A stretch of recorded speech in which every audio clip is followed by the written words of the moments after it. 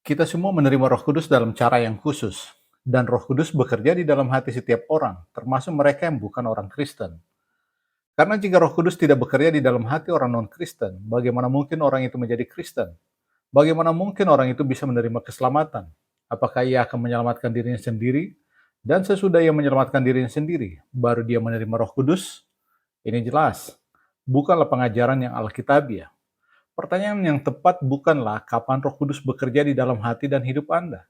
Karena jawabannya barangkali ialah Roh Kudus bekerja di dalam hati Anda sejak Anda dilahirkan. Pertanyaan yang seharusnya kita ajukan adalah kapan Anda menerima Roh Kudus sebagai pengurapan? Kapan Anda menerima Roh Kudus di dalam pengertian yang spesifik ini? Kita melihat di dalam Alkitab bahwa Yesus telah memiliki Roh Kudus sebelum ia dibaptis. Sebelum Roh Kudus turun ke atasnya secara kasat mata dalam rupa seekor merpati, yang menandakan tanda pengurapannya, penegasan bagi pengurapannya oleh Roh Kudus. Jelas ia sudah memiliki Roh Kudus sebelum saat itu. Ini sudah pasti. Akan tetapi kita juga melihat bahwa sebelum dibaptis, Yesus tidak menerima pengurapan roh untuk memberitakan Injil. Untuk tugas yang khusus itu, ia belum diurapi oleh roh untuk menjadi pembawa kabar baik dan menjadi penyelamat dunia. Jadi, sampai dengan saat dia dibaptis, apa yang ia kerjakan? Ia hidup di kampungnya, ia bekerja sebagai seorang tukang kayu, sebuah profesi yang sangat terhormat, dan ia menjalani kehidupan pribadinya sehari-hari sampai pada saat ia diurapi untuk tugas yang menjadi panggilannya. Di dalam perjanjian lama kita melihat bahwa mereka yang diurapi hanyalah raja, imam, dan nabi. Dan makna pengurapan adalah bahwa Allah memberi mereka otoritas tertentu. Misalnya seorang raja diurapi dengan demikian, ia telah menerima mandat dari Allah untuk menjadi raja. Lalu seorang imam diurapi dengan demikian ia telah menerima kuasa untuk melayani di bait Allah dan mesbah persembahan. Seorang nabi diurapi, dengan demikian ia menerima pengurapan untuk memberitakan firman Allah dengan kuasa yang berasal dari Allah. Jadi, kapan seseorang menerima Roh Kudus sebagai urapan? Jawaban yang alkitabiah untuk pertanyaan ini cukup mengejutkan. Namun memang alkitabiah, yaitu bahwa kita menerima Roh Kudus pada saat dibaptis. Jika memang baptisan itu dilandasi oleh iman, tidak ada satu hal pun yang berarti tanpa iman. Baptisan hanyalah sebuah upacara, tidak lebih dari kegiatan mandi saja. Imanlah yang membuat sesuatu menjadi berbeda. Jika iman ada, maka baptisan itu menjadi sangat bermakna. Bukan hanya bermakna, tetapi juga sangatlah vital. Namun masih ada beberapa bukti yang perlu kita lihat dulu sebelum kita melanjutkan pembahasan tentang pengurapan ini. Seseorang harus dilahirkan dari air dan roh. Mari kita lihat sebagai contoh Yohanes 3 ayat 5, sebuah ayat yang cukup terkenal. Apa yang dikatakan Yesus di sini? Yesus berkata kepada Nikodemus, "Aku berkata kepadamu, sesungguhnya jika seorang tidak dilahirkan dari air dan roh, ia tidak dapat masuk dalam kerajaan Allah." Dilahirkan dari air dan roh. Perhatikan pentingnya air di sini. Saya menekankan hal ini secara khusus karena banyak gereja menjadikan baptisan sebagai hal yang remeh. Jika seseorang tidak dilahirkan dari air, apa yang dikatakan di situ? Air dan roh. Bukan sekedar air saja tidak cukup. Peristiwa baptisan itu sendiri masih tidak cukup. Harus air dan roh. Ia tidak dapat masuk ke dalam kerajaan Allah. Itu adalah kata-kata dari Yesus, bukan saya. Adalah sangat penting untuk diketahui bahwa jika Anda tidak dilahirkan dari air dan roh, maka Anda tidak akan masuk ke dalam kerajaan Allah. Kita akan melihat contoh lain di Efesus 5 ayat 26, di mana baptisan sekali lagi disebutkan secara khusus.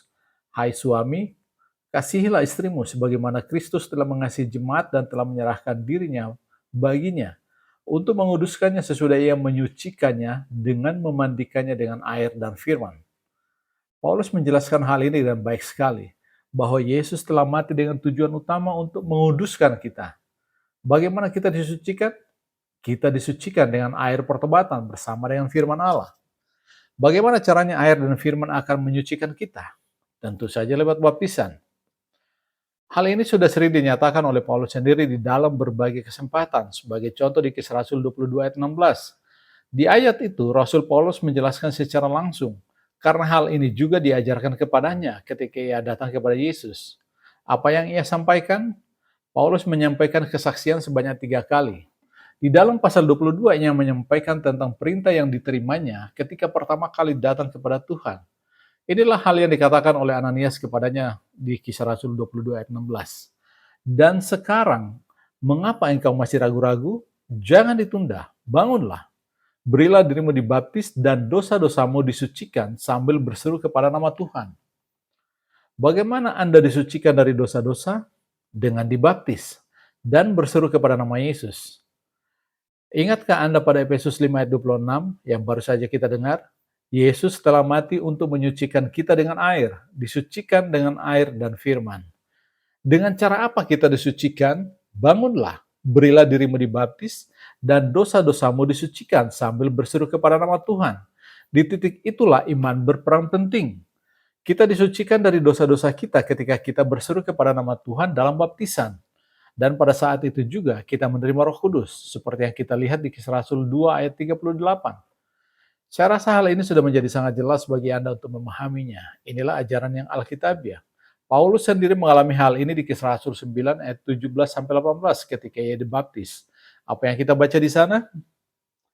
Lalu pergilah Ananias ke situ dan masuk ke rumah itu. Ia menumpangkan tangannya ke atas Saulus, katanya, "Saulus saudaraku, Tuhan Yesus yang telah menampakkan diri kepadamu di jalan yang engkau lalui, telah menyuruh aku kepadamu, supaya engkau dapat melihat lagi dan penuh dengan Roh Kudus." Jadi untuk apa Yesus mengutus Ananias? Untuk dua tujuan. Pertama, supaya Paulus dapat melihat lagi, karena ia telah dibutakan dalam peristiwa pertemuannya dengan Yesus di dalam perjalanan menuju Damsyik. Dan kedua, supaya ia dipenuhi oleh Roh Kudus. Nah, bagaimana cara Ananias menolong Paulus agar bisa dipenuhi oleh Roh Kudus? Bagaimana cara ia melakukannya?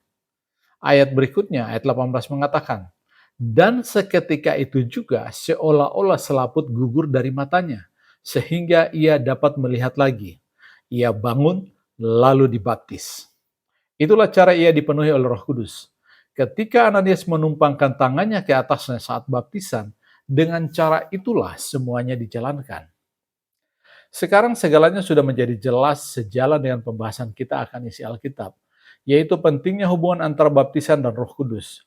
Demikian pula halnya dengan Yesus sendiri. Kapan ia menerima urapan itu? Ingatlah kembali, ia menerima urapan itu di Sungai Yordan ketika ia dibaptis oleh Yohanes Pembaptis, dan Roh Kudus turun secara kasat mata di atasnya. Kemudian apa yang terjadi? Yesus kemudian memulai memberitakan Injil.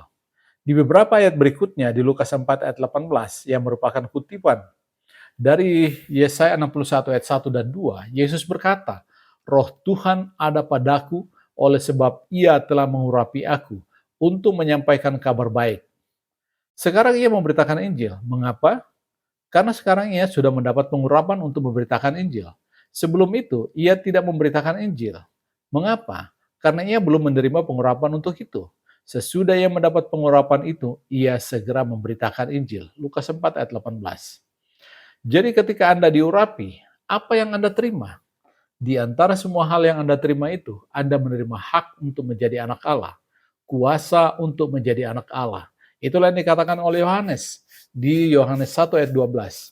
Semua orang yang menerimanya diberinya kuasa supaya menjadi anak-anak Allah. Anda menerima kuasa, Anda diberi hak untuk menjadi anak-anak Allah. Saya percaya bahwa poin ini sekarang akan dapat Anda pahami dengan jelas. Dengan demikian kita bisa segera masuk ke poin berikutnya. Yohanes 8 ayat 31 dan 32. "Jikalau kamu tetap dalam firman-Ku, kamu benar-benar adalah murid-Ku, dan kamu akan mengetahui kebenaran, dan kebenaran itu akan memerdekakan kamu."